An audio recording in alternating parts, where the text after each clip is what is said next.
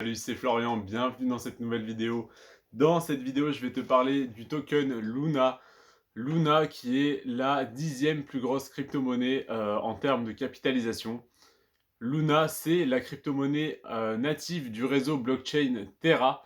Donc c'est pour ça qu'on parle souvent de Terra Luna, parce que Terra c'est le nom de la blockchain et le Luna c'est le token natif du réseau Terra qui permet donc au protocole de la blockchain Terra de stabiliser le prix de ses stablecoins. Je vais t'expliquer pourquoi dans cette vidéo. Tu vas voir, c'est pas simple, c'est pas compliqué, juste faut être attentif. Alors en fait, la blockchain Terra émet des stablecoins adossés à différentes monnaies, à différents actifs, comme par exemple le Terra Euro qui est adossé à l'euro. Donc on pourrait comparer ça à toutes les autres crypto-monnaies, à tous les autres stablecoins basés sur l'euro. Alors il n'y en a pas énormément, il y en a plus sur le dollar. Et par exemple, Terra a son stablecoin adossé au dollar. Donc le stablecoin adossé à l'euro s'appelle le Terra Euro. Du coup, c'est Terra, T-E-2-R-A. Euro, du coup, c'est EUR. Voilà, donc Terra EUR. Et le stablecoin adossé au dollar, du coup, c'est le Terra USD. Donc, du coup, voilà, c'est des stablecoins en fait émis par la blockchain Terra et qui sont du coup échangés entre guillemets par n'importe qui. Donc, le prix va varier et cette volatilité doit être absorbée. C'est-à-dire que quelqu'un doit acheter et revendre des Terra euros, des Terra USD pour stabiliser le prix à 1 euro ou à 1 dollar selon le stablecoin. Et donc en fait ça c'est fait automatiquement par les tokens Luna. Donc du coup si tu veux le protocole c'est n'importe qui peut acheter et revendre des Terra euros et des Terra USD. C'est garanti que ça sera toujours 1 Terra euro équivaut à 1 euro, 1 Tera USD équivaut à 1 dollar. Et du coup, pour ce faire, le protocole achète et revend lui-même des stablecoins Terra Euro et des stablecoins Terra USD et tous ceux qui existent pour stabiliser la valeur. Donc si par exemple la valeur monte à 1 euro et 1 centime, eh bien le protocole va en revendre. Du coup, il y en aura plus sur le marché, ça vaudra moins cher, donc ça va retomber à 1 euro. Si le Terra euro tombe à 0,99 euros, donc à 99 centimes, eh bien le protocole va racheter des Terra euros et du coup il y aura moins de Terra euros en circulation et le prix va se stabiliser à nouveau à 1 euro. Et donc pour ce faire, eh bien, il va donc acheter des Terra euros avec des Luna ou en revendre contre des Luna. Donc du coup, ça va faire fluctuer le prix du Luna.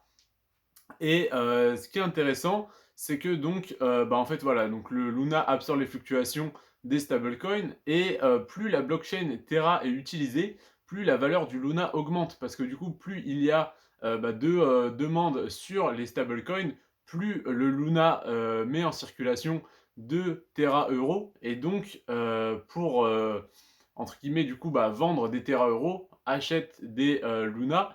Donc enfin tu as compris le principe, du coup je m'embrouille un peu, je m'en mêle les pinceaux tout seul dans mes explications, mais en gros, si tu veux, voilà, plus la blockchain Terra est utilisée, plus il y a besoin des Luna pour compenser, pour absorber la volatilité et compenser l'offre, enfin la demande croissante de Terra Euro et Terra USD. Donc du coup, l'offre en Luna ne peut pas augmenter, donc la valeur du Luna augmente. Voilà, là c'était plus clair. J'espère en tout cas. Pour moi, c'était plus clair. Donc voilà, en gros, plus la blockchain est utilisée, plus le prix du Luna va augmenter. Ça fait un petit moment que le prix du Luna augmente parce que la blockchain prend de la valeur et c'est pas pour rien parce que là, elle est la 10e plus grosse crypto-monnaie en termes de capitalisation. Il y en a des milliers en circulation. C'est pas la 2342e, c'est la 10e plus grosse crypto-monnaie. Donc elle a bien augmenté, mais elle est loin d'avoir atteint son sommet. En tout cas, c'est mon avis, hein, même si ce n'est pas un conseil d'investissement, les performances passées ne préjugent pas des performances futures, mais en tout cas, pour moi, c'est loin d'être terminé pour Luna, parce que c'est un très beau protocole, une très belle blockchain, et que ça devrait continuer à évoluer comme ça l'a fait jusqu'à aujourd'hui, voilà, donc jusqu'à présent. Donc du coup, où est-ce que je te conseille d'acheter des Luna? Parce qu'il faut savoir que Luna a son propre wallet, en fait, c'est donc sur la blockchain Terra directement, et du coup, tu peux acheter, pas acheter, mais envoyer des Luna sur ce wallet pour les garder en fait sur le wallet de la blockchain en fait du réseau Terra. Du coup, bah, c'est directement le réseau, donc tu pourrais dire que c'est plus intéressant, mais finalement, ça ne l'est pas. Donc je vais te le démontrer et donc je vais te dire où est-ce que j'achète et où est-ce que je stack mes Luna pour gagner des intérêts dessus. Alors, eh bien, tout simplement, personnellement, j'achète mes Luna sur l'exchange Binance, hein. C'est le moins cher, c'est celui qui offre le plus de fonctionnalités, le plus de paires de cryptos différentes, le moins de frais, donc c'est vraiment le plus intéressant pour moi. Et en plus, tu as la possibilité de stacker tes Luna donc à 16,67% de rendement annuel sur 90 jours. Donc c'est-à-dire que tes Luna sont bloqués pendant 90 jours, c'est-à-dire 3 mois, et tu gagnes 16,67% d'intérêt par an que tu touches directement en Luna. Il me semble que tu peux décider si tu veux les toucher par exemple en stablecoin, donc en USDT, mais sinon tu les touches directement en Luna. Donc admettons tu déposes 100 Luna sur ton portefeuille, tu les stacks pendant 90 jours, tu le fais 4 fois, ça te fait 1 an. Donc en fait, tu as juste à te connecter 4 fois dans l'année. Tu stacks tes Luna et tu as 16,67% de rendement par an et même un peu plus parce que du coup, tu auras les intérêts composés parce que tu touches tes intérêts tous les 3 mois. Et il est également possible de l'envoyer sur TerraStation. Donc TerraStation, c'est le portefeuille du réseau Terra et donc de stacker, mais du coup tu vas le stacker à 9,5% de rendement, donc c'est beaucoup moins intéressant que de le stacker sur Binance. Et bah, après je pense que, ouais, il me semble que sur TerraStation du coup le stacking est libre, donc tu peux retirer tes fonds à tout moment, donc ça peut être le seul avantage.